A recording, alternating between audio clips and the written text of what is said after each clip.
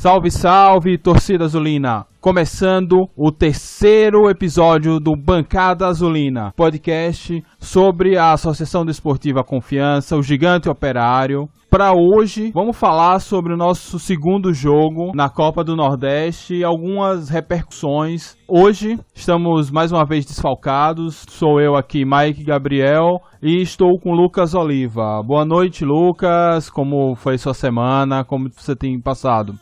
Oi, Mike. Tudo bem, graças a Deus. E acompanhando o Dragão sempre. Ok. Massa. Antes de começar, vou só mandar, não sei se tem gente que ouve a gente em Minas Gerais, mas com certeza mandar um axé, uma corrente de oração, boas vibrações pro pessoal lá de Brumadinho, da região onde aconteceu mais essa tragédia, mais essa irresponsabilidade.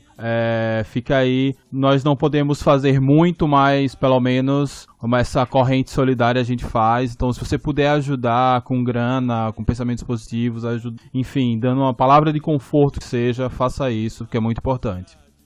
O país está na lama, literalmente. Eu também não quis acompanhar muitas notícias de Brumadinho para não me entristecer. Já tô triste com a situação política de uma maneira geral. E você repetir um Mariana 2 anos depois realmente é lamentável. Ok, então vamos lá. Ontem, lá em São Luís do Maranhão, nós tivemos nosso segundo jogo pela Copa do Nordeste, onde nós enfrentamos o Sampaio Corrêa, a Bolívia querida, lá no Castelão, e o jogo terminou empatado por 2-2, um jogo cheio de reviravoltas, onde nós começamos a vencer, depois tomamos a virada, empatamos, quase viramos, enfim. Tem muita coisa para falar desse jogo. Você quer começar, Lucas? Não, tudo bem. Futebol é legal porque dá muito pano para manga. Por isso que existem podcasts e a turma gosta de ficar discutindo no trabalho, com os amigos e tudo que é lugar. O Confiança tem 4 jogos oficiais já executados. Vencemos o rival, perdemos para o Salgueiro, vencemos o Olímpico de Itabaianinha e empatamos com o Sampaio. Então, se você for fazer uma análise dentro dos resultados, você vê, Betinho tá conseguindo uns resultados mais ou menos o que a torcida esperava. Mas se você fosse aprofundar um pouco mais na sua análise, você sabe que o Confiança, esse elenco, poderia ter entregado mais e a gente poderia ter, sim, tido um início de ano ainda melhor, uma vitória sobre o Salgueiro, já que o Salgueiro estava no seu primeiro jogo da temporada e o Dragão poderia ter tido melhor sorte naquele jogo. E ontem foi a mesma coisa lá no Castelão.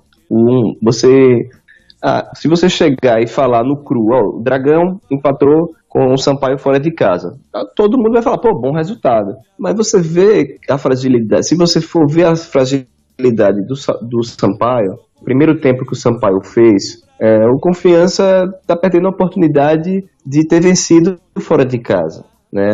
O Dragão abre o placar, uma bela jogada do Gustavinho lá na linha de fundo, ele faz um bom cruzamento e o Timbó aparece como se fosse um 9 e escora pro gol. O Confiança vira o primeiro tempo com um placar na frente, 1-0, e tem oportunidades de fazer o 2-0. Eu me lembro que o Jonathan teve uma bela oportunidade de fazer gol, mas eu acho que aí já estava 1-1, que o juiz também colocou o Sampaio no jogo, né? O Sampaio estava morto, perdido, e o juiz, eu não sei qual é o nome dele, mas seria interessante se o Confiança ou a Federação Sergipana representasse ele na instância que tiver para representar os árbitros, porque nitidamente toda jogada duvidosa o juiz estava empenando para o Sampaio, e colocou o Sampaio no jogo.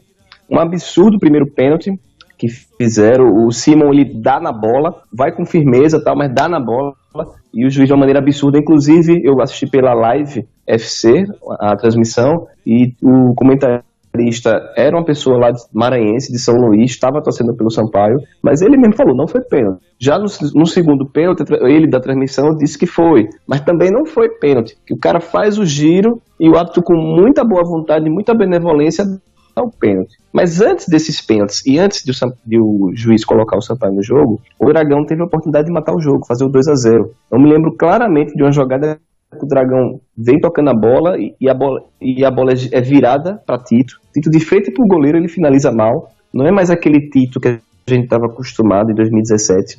Ele, em 2017, não perderia esse gol. Seria o 2-0 do Confiança e você já jogaria um banho de água fria na Bolívia. Só que aí a arbitragem fez o favor de botar a Bolívia no jogo, deu 2 pênaltis e a Bolívia virou o jogo, mas os deuses do futebol permitiram o empate proletário, também através de um pênalti, e o Dragão ainda conseguiu pontuar. Porque o Betinho é sempre assim, você fica achando que poderia ser sempre melhor, entendeu? Porque a maneira dele jogar, retrancado, você vê o jogo, o Sampaio fraco em cima do Confiança os 90 minutos, entendeu?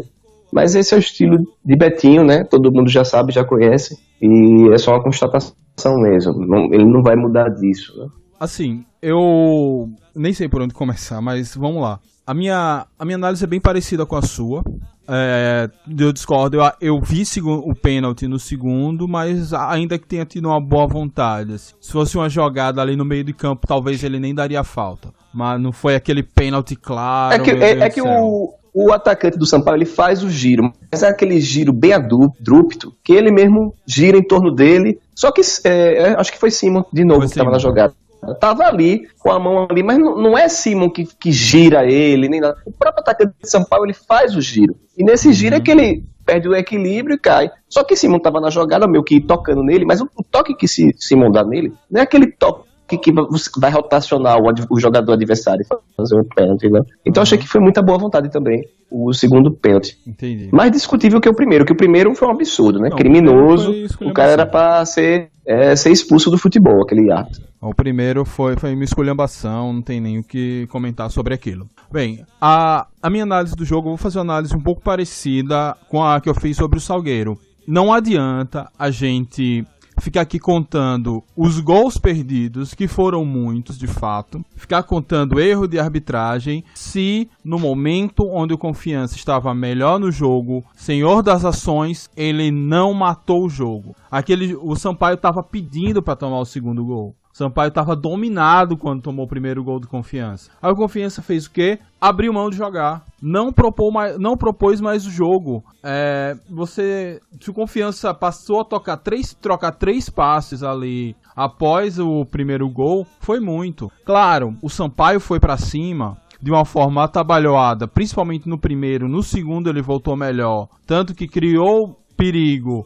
Genivaldo fez boas defesas, criou até a chance de estar entrando com a bola na área e que possibilitou os pênaltis, sejam eles regulares ou não. Mas a questão é que o Confiança não soube aproveitar aquele momento de fragilidade do Sampaio. Confiança fez o primeiro gol de uma forma muito fácil, com toque para trás de Gustavinho para o complemento de Júnior Timbó. O time estava jogando no esquema que a gente já tinha solicitado, falado, onde jogando no 4-4-2, com Gustavinho flutuando mais, Tito na frente e Timbó na saída de bola, organizando mais o meio de campo. Estava tendo boas chegadas e simplesmente foi isso. O Confiança imaginou, por óbvio, que o Salgueiro vinha para cima e vou jogar no contra-ataque. Existe problema nisso? Não. Quando você não tenta forçar esse contra-ataque o tempo todo. E aí esse foi o erro do Confiança. Porque às vezes o contra-ataque vinha, Confiança até chegava com perigo, perdeu gol atrás de gol. Mas às vezes o contra-ataque não dava para puxar.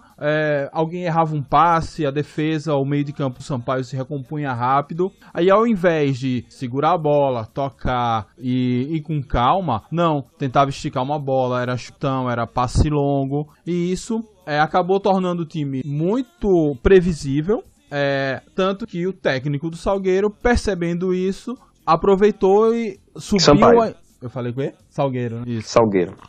Tô com o Sérgio China ainda na cabeça. O técnico do Sampaio, aproveitando isso, subiu a marcação. Flávio Araújo. Flávio Araújo, né? Flávio Araújo foi o que subiu o CSA da C para B, salvo engano.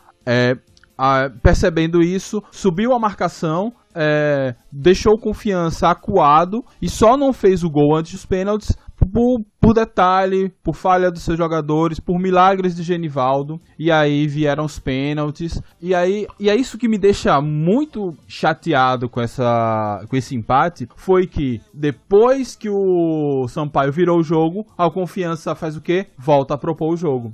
Mas esse é o estilo Betinho. Ele vem no 4-4-2, coloca 3 volantes, que foi Jardel, Negrete e Vila. Vila saindo um pouquinho mais. Mesmo com esses 3 homens de combate, o fraco Sampaio chegava na nossa defesa, parecia que a nossa defesa estava o tempo todo exposta.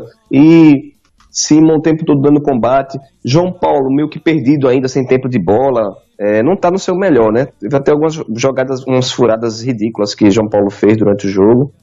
Sim.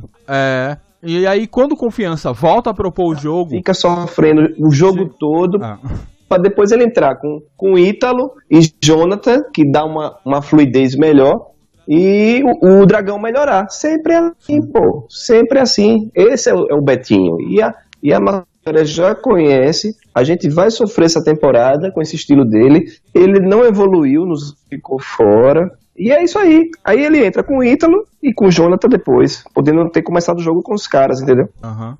Eu nem sei se... É porque foi mais uma questão de postura propriamente dita do que propriamente de peças. Porque em que pese sair já com 2 meias de início, mas Jardel e Vila não são volantes que não sabem sair jogando, que não sabem dar um passe. São bons volantes. Eles sabem fazer a bola circular, esperar o melhor momento para que Timbó possa fazer o último passe, ou até eles mesmos fazerem o último passe. Já fizeram isso nas temporadas passadas.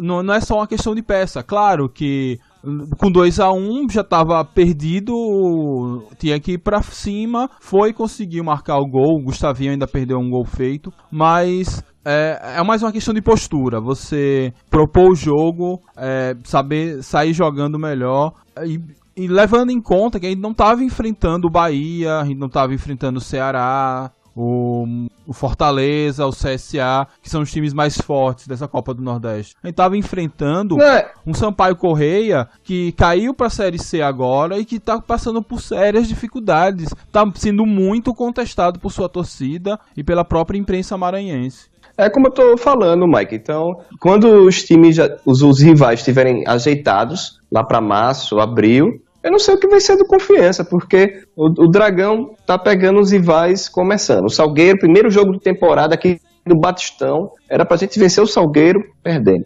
Pegamos o Sampaio totalmente desconfigurado, tomou de 5 lá no Ceará, quer ou quer não, baixa a crista dos jogadores. Você tem um primeiro tempo, o Sampaio todo perdido, o Confiança abre o placar, é impressionante. Começa o segundo tempo, o Confiança tem chance de fazer o 2-0, Tito perde aquele gol. Então, eu não sei, também, às vezes eu fico sempre criticando o Betinho, mas também os jogadores, obviamente, tem a parcela deles, né? Porque se Tito tivesse feito aquele 2-0, a história talvez teria sido diferente. Então, não sei, eu acho que o Confiança está perdendo muita oportunidade de largar na frente, de vencer seus jogos, aproveitar que os adversários ainda estão se arrumando, mas é lamentável. Então, assim, empatamos fora de casa, pontuamos. Eu acabei de ver Betinho aqui no GE, ele falando, tem que valorizar, toda pontuação tem que valorizar. Beleza, mas poderia ter vencido o Salgueiro, poderia ter vencido o Sampaio. Então, é sempre aquela questão e deixa de empolgar a torcida, né? Porque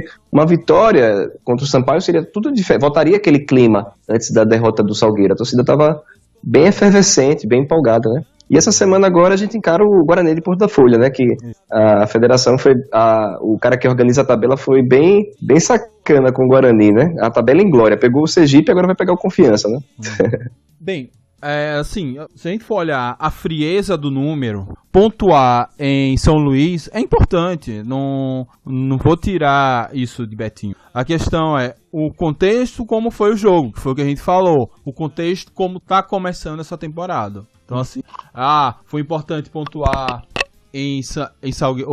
lá em São Luís? Foi. Mas e os pontos que a gente deixou pra trás aqui em Aracaju? Como a gente recupera? A gente tem que buscar esses pontos em algum lugar. Então, em algum lugar, a gente ia ter que cometer o crime. o melhor cenário até agora, sinceramente ainda não me debrucei na tabela da Copa do Nordeste mais pra frente. O melhor cenário pra cometer esse crime era agora. Não veio. Vamos ver o que o futuro nos reserva por aí. Não, é claro que há uma nítida priorização pro sergipano, né? Isso é uma coisa histórica e é uma questão pragmática da diretoria do Confiança. E esse ano, ainda mais justificável, porque essa primeira fase do sergipano, ela te dá uma vaga na Copa do Brasil, que está pagando uma grana pesada, né? Então, esse ano, mais do que nunca, essa priorização que a diretoria dá ao estadual é justificada. Não, exato. Se nos anos anteriores isso não fazia o menor sentido, esse ano faz todo sentido. Porque a vaga na Copa do Brasil, ela de saída deve pagar algo em torno de 1.300.000, sem contar que pelo nosso ranking, diferente dos nossos rivais daqui, que vão pegar clubes de maior expressão, a gente provavelmente vai pegar um clube da Série D, ou um clube até sem série. Então, como nós pegamos o ano passado, Ferroviário, a gente pegou um clube menor ranqueado, que foi o Ferroviário. Sim. E a gente conseguiu não passar por eles, entendeu? Sim. E fez toda a diferença pro Ferroviário o dinheiro que ele ganhou em cima, passando pelo Confiança, né? Exatamente. O Ferroviário foi campeão nacional, ascendeu pra Série C, tudo mudou na vida do Ferroviário naquele jogo, né? A gente com o Anderson Pio fazendo besteira lá no PV e tudo mais. É porque o Ferroviário, não satisfeito em eliminar a gente, ainda deu no Sport e no Vila Nova. Então, assim, eles conseguiram uma grana muito interessante. A exemplo do Náutico, e você vê que dois times que usaram esse caminho, aproveitando esse novo pagamento, esse novo sistema de remuneração da Copa do Brasil, conseguiram alçar voos altos. O Náutico não subiu, por certo, mas foi campeão pernambucano, conseguiu recursos para voltar para o seu estádio. Então, por isso, essa priorização esse ano no Campeonato Sergipano, ela é interessante, sim, é totalmente justificado. Agora, falta um pouco de transparência. Acho que falta para a diretoria chegar e dizer isso, ó. A gente vai entrar com um time com a força total, no Campeonato Sergipano, por isso.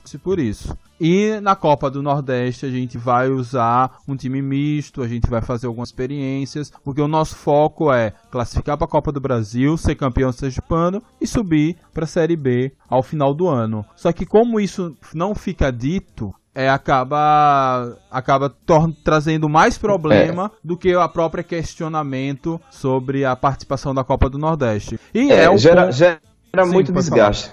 Sim. E aí é o debate que a gente quer fazer hoje. A Copa do Nordeste participa só para pegar cota ou um dia vai participar para valer mesmo? Esse é um questionamento que a gente vê nos grupos de Facebook, de WhatsApp, no Twitter, no Instagram, enfim, todas as redes sociais, sobre geralmente Confiança tem participações muito ruins na Copa do Nordeste.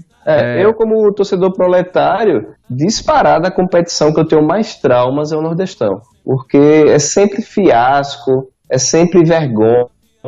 Eu tenho altos traumas de Nordestão. O time proletário faz muita vergonha. Sim. Diferentemente dos nacionais, né? Que a gente sempre faz boas campanhas. Exatamente. A questão é, vamos tentar discutir aqui um pouco se é o nível do Nordestão para a primeira competição do ano, larga junto com o estadual, que tem um nível muito baixo, diferente do Nordestão, que tem um nível mais alto. É uma questão de nível, é uma questão de prioridade, ou uma questão de falta de planejamento, ou um pouco de cada um desses? Não, o que é que funciona? Por muito tempo, o torcedor proletário achou que a gente podia ter dois times, até ficam ventilando essa conversa. Mas na prática não funciona, não tem como o Dragão ter dois times, não tem. Quem tem dois times, nem times de Série A tem dois times. No máximo, se tiver dois times, é o Palmeiras, né? Nem sei se o Flamengo tem dois times, mas o Confiança não tem dois times. Aí começa o ano, tem todo aquele papo de pré-temporada, tempo de bola, tá todo mundo se acostumando com a parte física ainda, todo mundo com a musculatura travada. Então, não é que os rivais do Nordestão sejam superiores. Eles são, em camisa, em história, Mas você não pode achar que um Salgueiro, no seu primeiro jogo de temporada, seja um timaço, entendeu? Então, são coisas que são injustificáveis. Confiança não vencer o Salgueiro naquela noite aqui no Batistão é justificável. Por isso que a torcida já ficou puta logo de cara ali, com aquela derrota. A mesma coisa é o Sampaio de agora. O Sampaio é campeão brasileiro em todas as séries, acho que só a Série A que o Sampaio não é campeão. E é um time de camisa, de massa, mas o Sampaio, nessas condições que o Confiança enfrentou, era para o Confiança ter vencido, entendeu? Então a Confiança é aquele time do eterno futuro, do futuro que não chega, das oportunidades perdidas. O Dragão adora vencer numa dificuldade, uma história épica. Essa história do Confiança a gente já está acostumado, né? O Dragão nunca vai aproveitar uma boquinha, nunca. De fato, tem esse histórico recente. A questão eu vou tentar advogar pela diretoria. Porque você recebe de fato uma cota que dos últimos 3 anos, 4 anos para cá, tem sido interessante para o Confiança. Ajuda a... Inclusive, Mike, teve um acréscimo agora, acho que a Fox pagou. Isso. E acho que eles não alardearam tal, porque sempre o papo é que tá faltando dinheiro. Mas chegou ainda uma cota extra aí da Fox. Exatamente. Então tem esse papo da cota. De fato, para quem recebe, quando em volumes financeiros grandes, esse ano acho que só foi a cota da Copa do Nordeste. Eles têm que dividir isso por 12, têm que pagar os salários ao longo de todo o ano, toda a temporada, ainda que a temporada, espero eu, não acabe em agosto.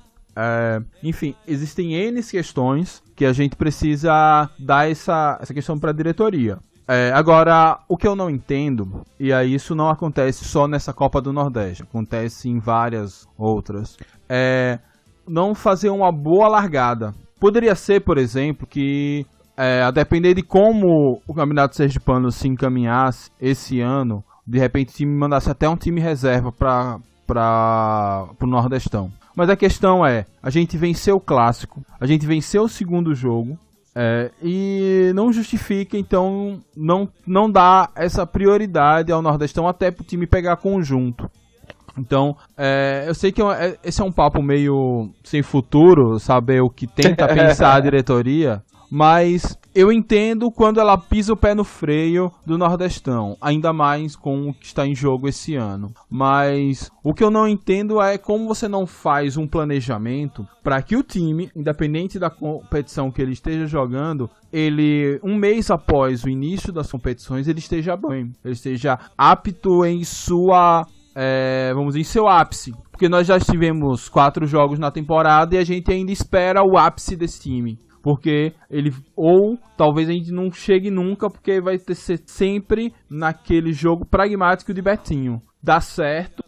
O pragmatismo de Betinho é masoquista, né? Você sabe que Ítalo tá super bem, desde a pré-temporada. Você tem Ítalo, você não usa Ítalo, pô. Que é um cara que pode dar aquela bola, que deu a bola pro Felipe Lima, é o cara que estica, joga verticalizando, e ele vai para lá, o Castelão, enfrentar um adversário combalido, e só entra com o Ítalo depois que toma a virada, e isso gera um nervosismo nos jogadores, né? Betinho é conhecido como o monge, né? O monge vai passar tranquilidade, mas a bagunça que ele faz na escalação e colocar o time em apuros, ele passa esse nervosismo para os jogadores. Você acha que Vila, no jogo contra o Salgueiro, deixou aquela bola passar com o gol escancarado? Por quê? Porque o cara tava nervoso, pô. E isso vem do banco. Ele toma uma virada lá no Castelão, aí vem com Ítalo e Jonathan. Resolvam aí para mim. É complicado, pô. O cara, quando inicia o jogo, ele tem a tranquilidade de construir o jogo dele, construir o placar. Outra coisa é o cara entrar o time acabou de tomar uma virada, você vai entrar pra resolver. Aí tem que ter sangue de barata, né, velho? Outro ponto nessa discussão sobre o porquê participar da Copa do Nordeste, ou como participar, porque é meio óbvio, mas como participar, é que uma coisa que sempre me incomoda, e esse ano a mesma coisa, é a falta de visão de um médio prazo, talvez, nem tão longo prazo, assim. se o Confiança vence bem o Sampaio lá em São Luís, com certeza quinta-feira a gente teria pelo menos o dobro do que vai estar de torcedores contra o Guarani de Porto da Folha. Porque o time vem bem, empolgou, venceu um adversário tradicional, um adversário onde a gente sempre é freguês, fora de casa. E isso acontece muito. A gente precisa de dinheiro, então não vamos contratar um elenco muito caro e tal. Entendo. Mas se você fizer uma boa largada, leva torcedor para o campo, você fatura de alguma forma. Pelo menos você deixa de operar em prejuízo, que é o que pode acontecer quinta-feira, caso não vá, sei lá, mais que 2.000 torcedores a campo. Então, esse é outro ponto que talvez a gente não veja como o Nordestão ele empolga a nossa torcida. Tanto que foram 4.000 azulinos quase contra o Salgueiro. No jogo posterior, após a derrota, não foram nem 2.000. Então foi uma banho de água fria, né? Bem grande. Então, assim, a gente entende, tem que priorizar, os jogadores não podem perder as pernas e tal, mas, vamos ver se a gente, em algum momento, a gente faz um sacrifício, que seja, de vencer alguns jogos em sequência, fazer uma boa campanha no Nordestão, para trazer gente para o estádio, porque é assim que o Confiança também vai conseguir pagar sua folha, levantar o dinheiro que é tão falado. E aí a torcida fica na bronca, diz, pra que participar do Nordestão? Só pegar cota, e é o que parece, porque ano após ano é um fiasco. É um fiasco mesmo, né?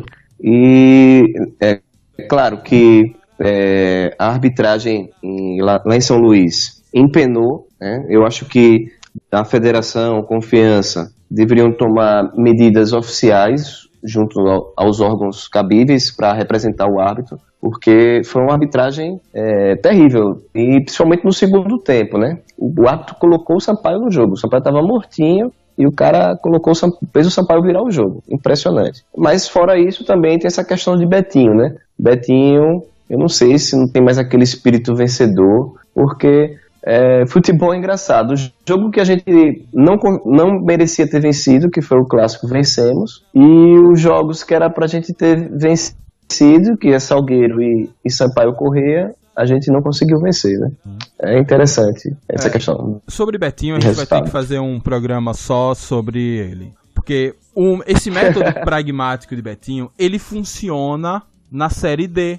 Ele funciona no Campeonato Sergipano, onde você não tem uma qualidade do outro lado. Porque, em que pese a crise do Sampaio, teve alguns jogadores interessantes jogando do outro lado lá. É mais uma questão de bagunça que logo vai ser resolvida. Então, quando ele joga a Série D, e na Série D Betinho subiu com Confiança, Betinho fez uma boa campanha com o Flu de Feira, Betinho não foi longe na Série D com o Itabaiana, porque a diretoria fez uma cagada de escalar um jogador irregular e perder o ponto, e aí não passou da primeira fase, mas Betinho fez uma ótima campanha com aquele Itabaiana. Então, porque quando você está em uma competição de nível menor, você abre 1-0, 2-0, senta no resultado, acabou. Porque você não vai ter a qualidade, seja no banco de reservas, um técnico, como a gente já enfrentou esse ano, Sérgio China e Flávio Araújo. Você não vai ter um jogador com um toque um pouquinho melhor, um pouco mais de lucidez, para fazer a jogada aí e vir aqui buscar o resultado, em que pese essa questão da arbitragem que você mencionou. Então, esse jeito de Betinho ele vai funcionar. Provavelmente a gente vai bem nesse campeonato sergipano. Inclusive a gente está numa posição muito boa frente aos resultados de se vencer a próxima, ter uma liderança mais folgada aí para conseguir conquistar a primeira fase. Faz 2 pontos na frente do Lagarto, né? Que o Lagarto venceu hoje o Frei Paulistano de virada, foi a 7 pontos. O Dragão tem um jogo a menos, que é o jogo do Guarani, quinta-feira. A gente vencendo o Guarani, e com certeza vamos vencer, vamos para 9 pontos. Aí ficamos o Itabaiana que vem de 2 empates. O Itabaiana empatou com o Lagarto e empatou com o Dourense. E o rival tem 6 pontos, né? Isso. Fez um gol nos acréscimos, lá em Canidé, contra o time do Guarani. Então, assim, tá tudo... Basta não fazer bobagem com... Acho que o nosso confronto direto talvez seja o Lagarto. Basta não fazer bobagem nesse jogo, que vai dar pra encaminhar essa classificação. E essa classificação à segunda fase, que é bobagem. Acho que o time tem que se esforçar muito pra não chegar à segunda fase. Mas principalmente a classificação para a Copa do Brasil do ano que vem. Então, no Sergipano, eu acho que a gente tem 2 grandes jogos, que é contra o Itabaiana lá e o Lagarto. Acho que a gente pega o Lagarto também lá, né? Não sei se é aqui. São esses 2 grandes jogos. O Confiança indo bem neles, a gente pode vencer o primeiro turno e garantir a vaga para a Copa do Brasil 2020. Exatamente. E aí, nesses jogos, vai caber esse pragmatismo de Betinho. Até porque hoje ele tá com um time que permite isso, porque a nossa defesa, em que pese João Paulo não tá com o ritmo de jogo ideal, mas ela foi muito bem ao bombardeio do Salgueiro ali, principalmente no final do primeiro tempo e início do segundo. Perdeu muito poucas bolas, principalmente no ar, por cima. Com a chegada de Anderson, vai trazer uma qualidade ainda maior para essa defesa. Então, e ele tá com o time ao jeito dele. Por isso, espero que ele consiga evoluir algumas coisas, porque o time foi montado para ele. E aí vamos ver se ele vai conseguir aproveitar essa oportunidade que a diretoria e a nossa paciência tá dando para ele. O time já tá com a cara, né? Falta mais um pouco as laterais funcionarem melhor. Tô esperando ansiosamente que Radar volte a campo. E também tá faltando mais de Tito também, né? A ser agressivo, né? Que ele não foi em São Luís. Sim.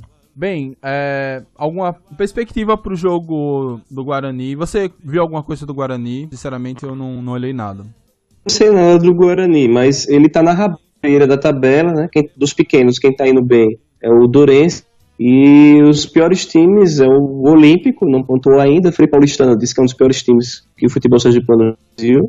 E o Guarani de Porto Filho também tá mal na tabela. Deve ser provavelmente um time muito fraco. Acho que o Dragão, no Batistão, tem que Betinho deixar um pouquinho o pragmatismo dele e botar o Dragão em cima do Galo. Exatamente, acho que principalmente, pelo amor de Deus, não vamos criar pilha podre pro clássico pelo Nordestão. A gente precisa vencer o Guarani e depois a gente pensa no clássico. Sinceramente, agora eu vou encarnar o Betinho pragmático e eu quero essa vaga na Copa do Brasil, que eu quero ano que vem ter cota da Série B e cota da Campeonato Brasil, da Copa do Brasil. Eu nem tinha lembrado, temos o clássico, né? 3 de fevereiro, os rivais estão mordidos, né? Na cabeça deles, eles jogaram super melhor e perderam o jogo. E o Dragão tem que vencer o Guarani, depois pensar no clássico novamente, né? E dessa vez jogar bem no clássico e vencer de novo. Exatamente, manter a freguesia. É isso, Lucas. Por hoje eu me despeço. Forte abraço para você, forte abraço a todos e todas, azulinos e azulinas que nos ouvem. Até a próxima, valeu! Valeu, Mike. Um abraço, boa semana para você e para toda a massa proletária e boa semana de trabalho para os jogadores.